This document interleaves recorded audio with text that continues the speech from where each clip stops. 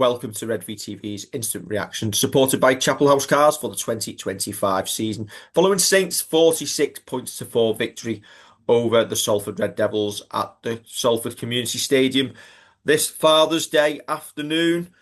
Starting with the lineups, Paul Wellens chose to add Noah Stevens to the bench, but rather than drop Moses in by, Jake Wingfield was the man to miss out as he started as 18th man, which is a little bit disappointing given the standard of opposition. It was a chance for me and for many others to see players who haven't necessarily had enough opportunities this year to get game time. As it is, Noah got his place on the bench, but wasn't used until the 53rd minute of the game, which seems a sporadic use of your interchange. I don't know why he got less game time than he did against the Giants the other week, but when he did come on, he did make a positive impact, as we'll get on to shortly. We talked about on the preview show this week of par probably being between a 40 to 50 points victory. But after the whirlwind start that we had, going 3 tries up in the opening 12 minutes, it was a little bit disappointing after that for Saints to look like they put the queue on the rack for the next 20-25 minutes. With only one more Kyle Felt try to show for it before half time. Tristan Saylor obviously going back into fullback with Jack Wellsby out injured for the next 16 weeks. And I thought he had more of an impact on the game today. Was involved chiming into the line. A little bit like Lachlan Coote used to do with that little floating ball out wide to the winger, which was near impossible to stop. Obviously, listen, given the standard opposition, we can judge very, very little today apart from coming away with those 2 points. But Tristan looked a bit more of a threat today. If he can carry that on in recent weeks or weeks to come, it will be beneficial. Kyle Felt coming back into the team. Got 4 tries, probably didn't have to work very hard for any of them. Just had to be stood there on his wing, ready to go in the corner, but took them well. Owen Dagnall getting his first start in a Saints jersey. Went well, carried the ball well, looked dangerous bringing the ball out on the kick returns. He should be pleased with his afternoon and obviously should be looking to continue in the side next week.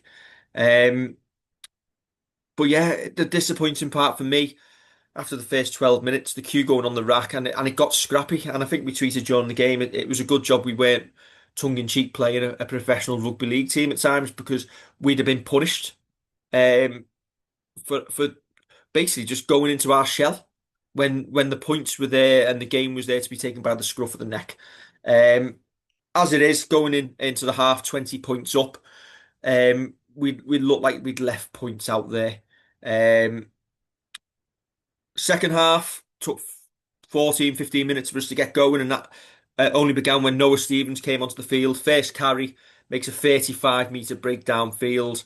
Off the back of that, Harry Robertson goes in. And then after that, a couple more tries from Kyle Felt, Harry Robertson getting another. And it was all pretty routine. The biggest loss today for Saints is once again the injuries.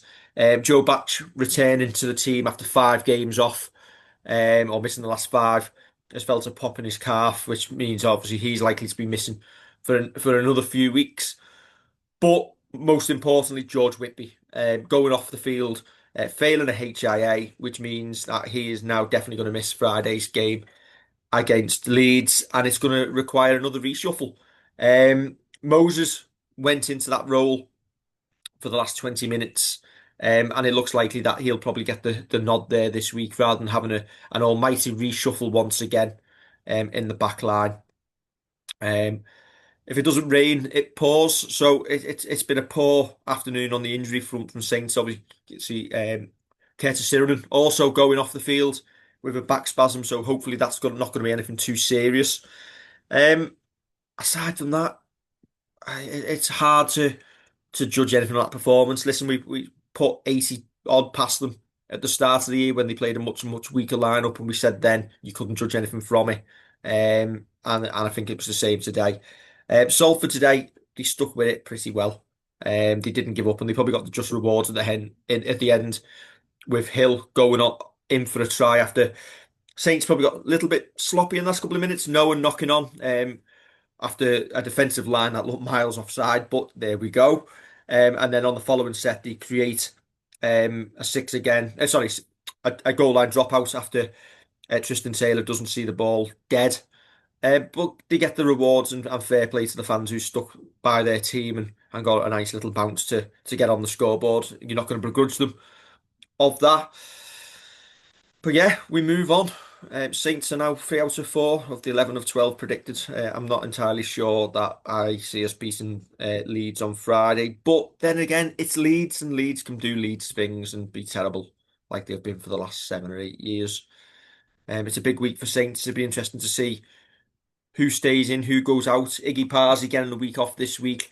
Despite Noah's lung busting run, he'll probably get dropped once again to bring Iggy back in. And Jake Wingfield will probably come in for Joe Batch. Aside from that, do you make many changes for Leeds? Let us know in the comments below. Um, all in all, we got the 2 points. We're into fifth, and we've got Leeds in the next two of the next 3 games alongside Salford. So it's a big couple of weeks for Saints to see where we're going to finish this season. Let's hope we can get on the right side of some of the results. But yeah, there we go. There is your very, very quick instant reaction. If you've got anything to add, any comments, stick them in the comments box below, and we'll try and answer some of them this week. Why not? Don't forget to like, share, and subscribe. We'll catch you very soon for another Redvee TV show this week.